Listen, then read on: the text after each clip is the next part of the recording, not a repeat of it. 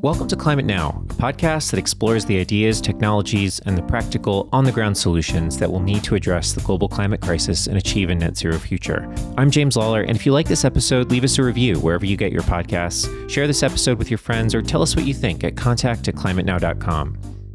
This week, we're going to explore the topic of the circular economy with Dr. Wang from the World Resources Institute's Platform for Accelerating the Circular Economy, or PACE.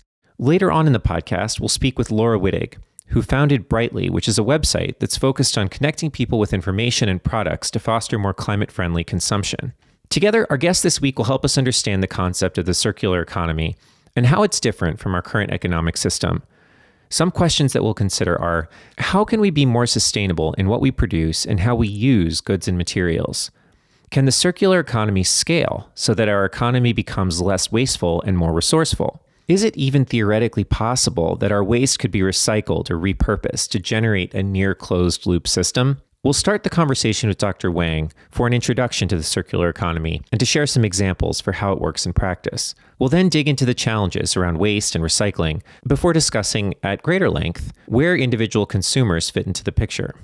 Welcome, Dr. Wang. It's great to have you on Climate Now. Thanks so much for making time to be with us.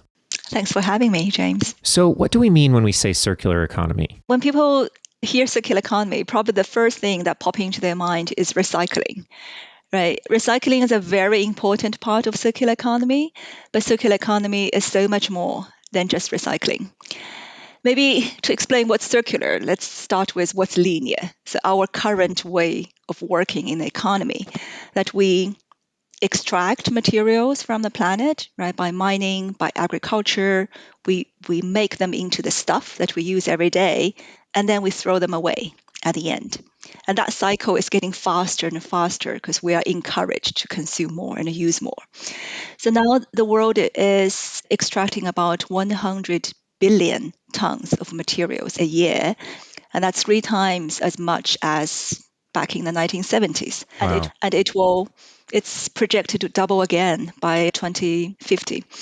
So if you look at the triple planetary crisis defined by the UN, that's climate change, biodiversity loss, and pollution, and all of them has a common root cause, that is material extraction and use. It's also contributing to the waste issues, right? All the stuff at the end of their life, they end up in landfills, incinerator, or they get dumped in the nature. Think about the plastic soup in the ocean. So the way we're using our materials is causing a lot of damage to the nature. So that's the linear approach we've taken historically in human civilization. We pull the most accessible materials and extract value as quickly as possible and throw away the rest and proceed as though these resources were limitless and the impacts of what we discard are negligible. And we're sort of facing a reckoning and finally realizing that there is actual cost to continuing in this fashion, hence the necessity of a circular economy. And so what do we mean by that? What does circular economy do? Yeah. It's an umbrella term, circular economy. There are so many things that can fit under the umbrella. And if we try to cluster them a little bit, they can be clustered into four buckets. So the first bucket is how can we reduce input? So what we take from the nature into our economy. And that can be done by many different ways. It can be done by simply using less stuff, right? Do we really need a second car? Do we really need another pair of shoes just by using less? It can also be done by better product design and manufacturing. How can we deliver the same function with less materials in the product? So that's the first bucket, less input. The second bucket is use stuff for longer. So for products that's already made, how can we use them for a longer time instead of throwing them away? Single-use plastic is a good example, right? Lots of plastic have a use life of a few minutes and then they're dumped. Or the phones. Do we really need a new phone every 2 years? Can we keep using them for longer? That's a second bucket. And there are lots of ways to do that. Repair, upgrade, durable design, refurbishment, remanufacture, secondary markets, lots of stuff to do there. And the third bucket is for what is coming out, end of life, end of use products. How can we cycle the materials back? So that's the recycling part. How can we bring the raw materials back into the economy instead of dumping them as waste? And the fourth bucket is more like enveloping. It's looking at when we do all these things, how can we do it in a way that does not harm nature? Agriculture, for example, we're extracting materials from nature, but how can we do it in a way that is not polluting the air, not polluting the water, not degrading our soil, right? And also, if we do need to dump waste, how can we do it in a way that is not polluting the environment? At first blush, it strikes me that at least two of them would kind of run in the face of what the capitalist economy has decreed as like totally essential, which is regular GDP growth year over year, right? Yeah. In that if we're consuming less, then we're not buying as much. And so that's a damper on growth, shall we say. And if we're using products for longer, similarly, we're buying less, we're not consuming as much. So I'd love to start with those two buckets. How is PACE approaching those two buckets? That's a really good question, James. It's quite spot on. I think it's really tackling maybe the root cause why circular economy is not scaling as fast as it should. It's really the fundamental economic model the world knows. That's the only successful model so far that delivered prosperity. So can we do it in a different way? I don't think anybody really has an answer to that question. There are solutions ideas maybe at a more micro scale. So how can companies, for example, continue to grow their revenue without growing the sales volume? There are ideas there.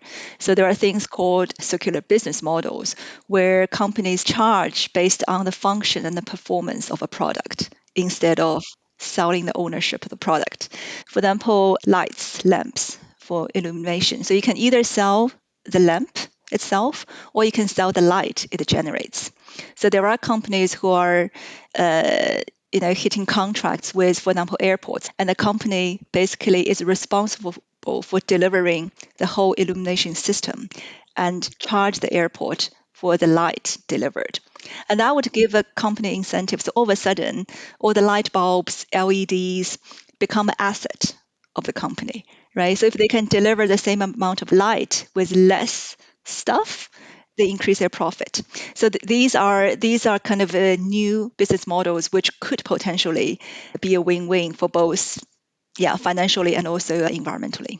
Interesting. You mentioned the two other buckets being recycling and then sort of the envelope around our activities. Yeah, on recycling, for example, electronics waste recycling. It has a lot of value in it, lots of valuable metals, minerals in it. But it's also a high-tech recycling facility, right? It's not something everybody can do. You need really advanced facility to do that properly. And it's not economically viable to have such a facility in every country. Maybe for the US, yes, but for European countries, smaller countries, it doesn't make sense. So, which means, end of use, end of life electronics need to be transported, shipped across country borders for proper recycling. And that's reverse logistics, right? Shipping things after use for recycling.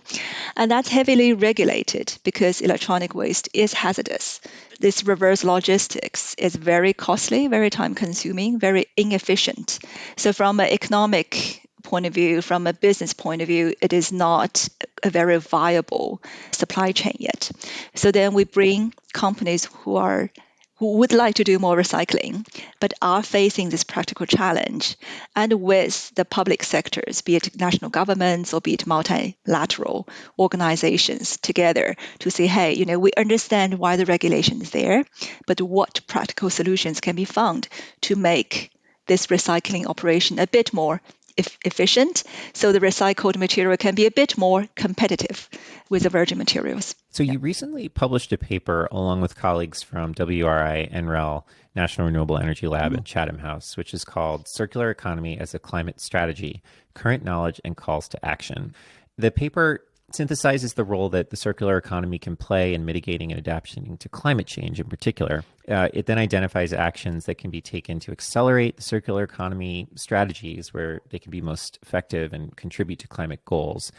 And I'm wondering, based on that research, what are the sectors in which the circular economy could play a major role in helping to address climate change specifically? Where are those main focus areas? Yeah, so actually circular economy can play a role pretty much in all the sectors to reduce their climate impact. But if we look at what are the most high potential sectors in terms of the magnitude of the potential benefits, those are the built environment, so buildings, construction, food, transport, and energy, clean energy. So maybe to explain why is that, we need to dial back a little bit to see where the emissions are coming from. So about half of the global greenhouse gas emission come from materials. About one third comes from our industrial process. So the way we extract and are processing metals, minerals, cement especially, and the chemicals. About a quarter comes from agriculture, so mainly producing food. And there's a little bit come from waste management. So that come from incinerators and landfills. So altogether, these material related embedded carbon is about half of global emission. But if we look at our climate actions today, I think most of them focus on the other half, the energy related emission, right? The emission from fuel used in cars, airplanes, ships, combustion, yeah, and power, electricity that we use, or energy we use to cool and heat the house. So while circular economy act mainly on the embedded carbon half, so material related emissions. And as we said before, the circular economy can slow down our demand for virgin materials and for new products. And because lots of emission comes from producing the materials and producing the new products, if we reduce the demand or slow down the demand, then we also can slow down or reduce the emission coming from their manufacturing. And that's a main mechanism how circular economy can contribute to climate change mitigation for built environment, for transport. Mm-hmm. Now, when we talk about embedded carbon, carbon that's associated with building, the built environment in particular, what are the ways in which, different actors, whether it's the individual or, companies or governments, can move the needle in terms of using less? Yeah. How do we approach this problem? Yeah, that's also a good question because people still often think about recycling. If we recycle steel more, how can we recycle cement in a better way? Recycling does play an important role to reduce greenhouse gas emission from the build sector.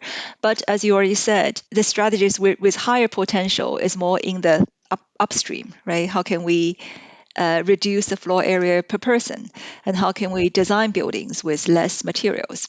And especially on the first one, I think reduce floor area per person in the richer countries, right? We're talking about really OECD countries. It's not an easy one to realize because I think by human nature, we always want bigger houses, right? If we get a salary raise, we will say, hey, we can move to a bigger house. So how can we encourage people to live in smaller buildings? It's a really good question. There are examples there. In the US, I think, also a bit in Europe, there are small house movements. So encouraging people to live in houses less than, I think, 40 square meters or so. But these still remain to be a niche. There are ways from a design perspective, for example, in city planning, urban planning, because urban demography changes, right? Age change, and also the way of living change, like COVID make we need office less than before. Lots of us work from home.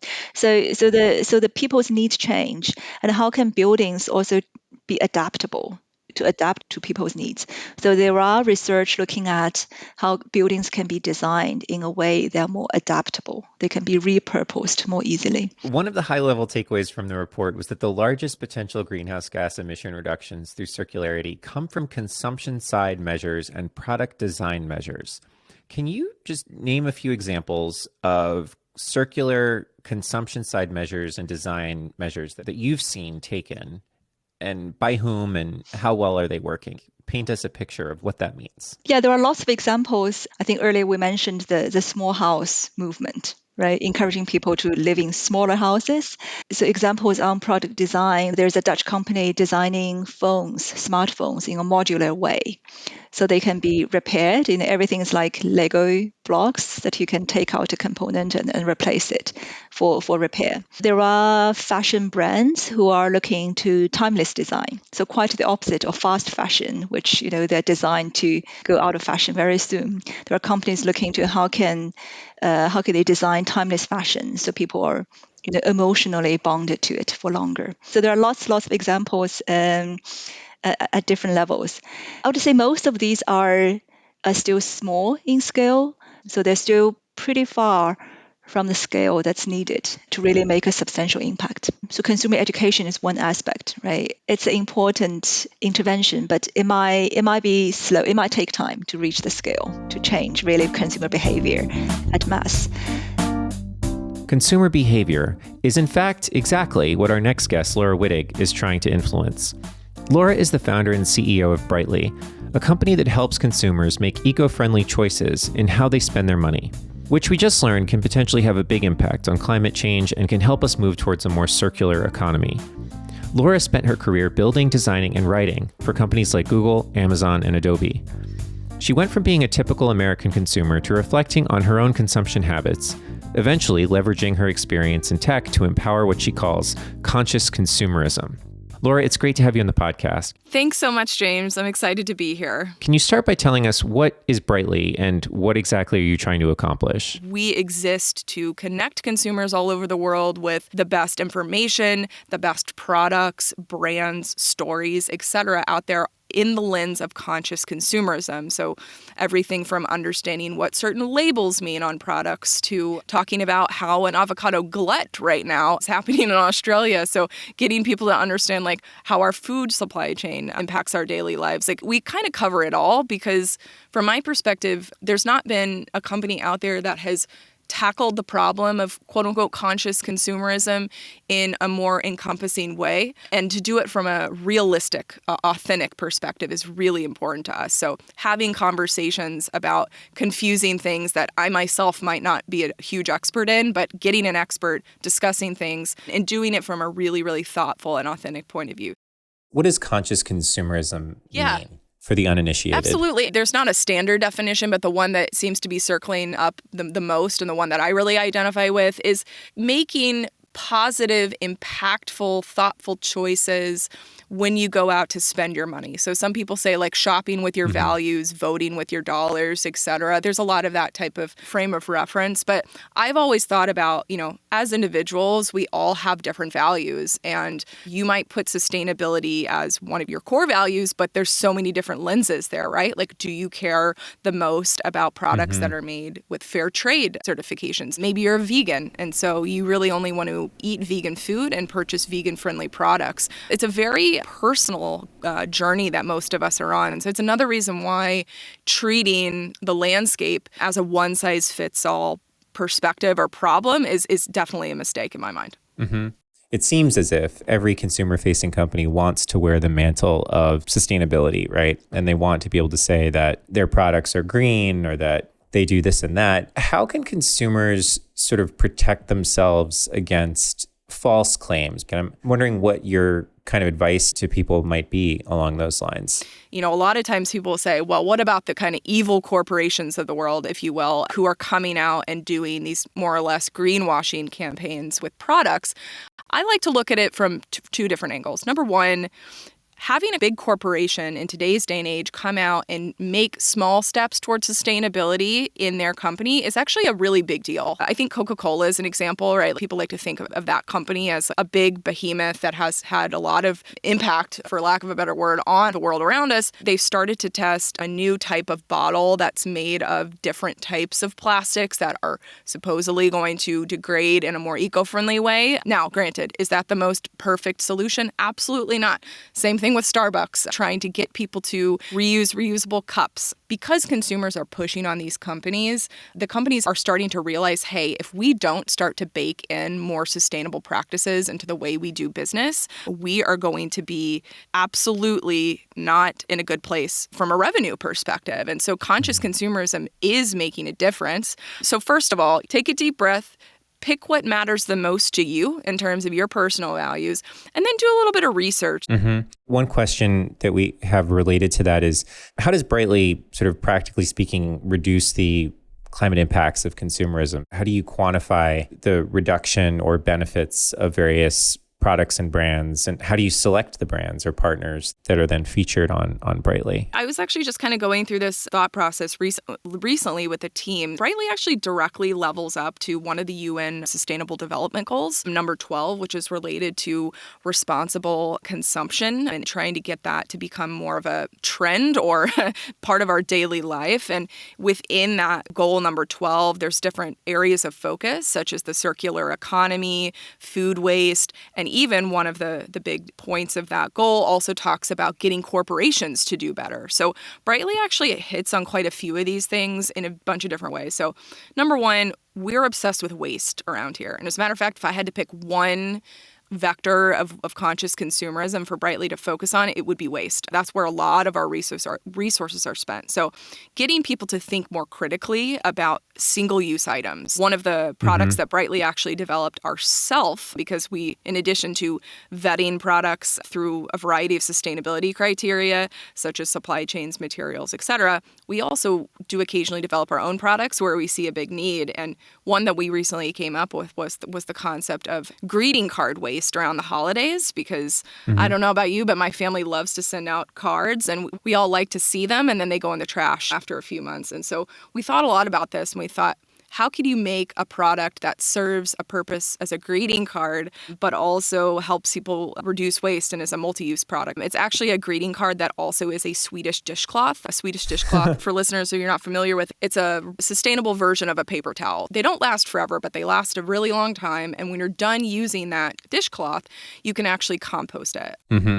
So let's say that I want to kind of take the plunge as a consumer and I want to do as much as I possibly can to reduce my household's carbon emissions in terms of consumption. What are some of the levers that I can pull? There's honestly so many things that you can do. You know, there's a study that came out in 2015 published by the Journal of Industrial Ecology saying that the production and use of household goods and services is responsible for 60% of global greenhouse gas emissions. This is staggering, right? I think most people think that greenhouse gas emissions are something done by other entities like corporations and governments. And of course, that's a huge part of things. But the fact that over half of greenhouse gas emissions are coming from a household goods and services perspective is pretty mind-blowing. So number one, I want people to know that these small changes I'm about to talk about do add up and make a difference, even if they feel a little bit silly or just okay, cool, I'm glad I did that and moving on. One thing is thinking about your household energy consumption. Can you use solar energy? Can you use more renewable forms of energy if they're available to you? Can you cut back on certain, just processes around your home, perhaps air dry your clothes every once in a while, or energy efficiency. Energy efficiency, right? There's all sorts of fun myth busting that we do on Brightly. One that people are always fascinated to know is most of the time, depending on your appliance, using a dishwasher is actually more eco-friendly than hand washing dishes just because of water use, which is really fascinating. So just starting to think about your daily routine and then just going one by one through those activities and thinking about, okay, is there an eco-friendly swap I can do? We use that term a lot. I already mentioned if you're cleaning up the kitchen and you're using a lot of paper towels, you can use something like a Swedish dishcloth. You can also just think more critically about single-use items. Or we think about food waste. I'm not a huge leftovers fan myself, but I will tell you, once I learned about food waste, I became a leftovers champion because I was just blown away at the amount of energy and obviously greenhouse gas emissions that are created through industrial farming, through the transportation aspect. If I'm a consumer looking to make better choices and I go to Brightly, how would I engage with the site? There's a few different ways. So number one, we are all about really useful, helpful content. So whether you're interested in going to our website and reading an in-depth article about clothing donation and understanding the impact of donations or fast fashion on the environment, we have really interesting long-form articles that are created by our content team and reporters.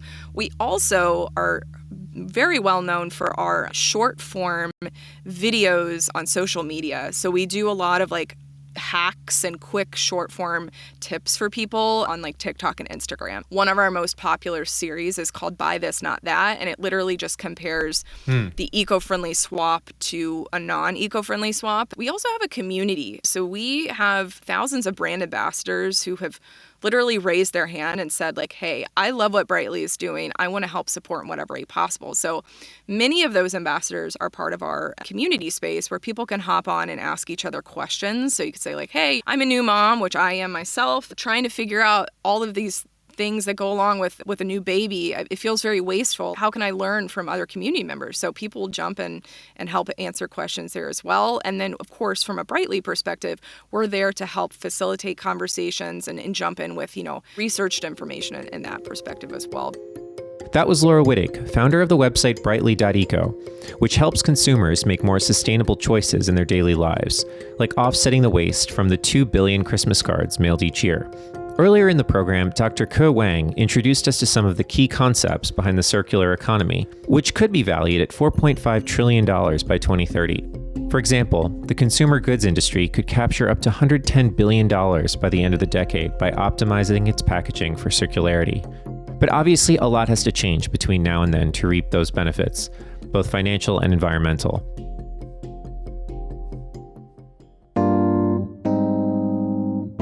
That's it for this episode of the Climate Now podcast. For more episodes, videos, or to sign up for our newsletter, visit us at climatenow.com. We hope you can join us for our next conversation, and happy holidays to all. Climate Now is made possible in part by our science partners like the Livermore Lab Foundation. The Livermore Lab Foundation supports climate research and carbon cleanup initiatives at the Lawrence Livermore National Lab, which is a Department of Energy applied science and research facility. More information on the Foundation's climate work can be found at livermorelabfoundation.org.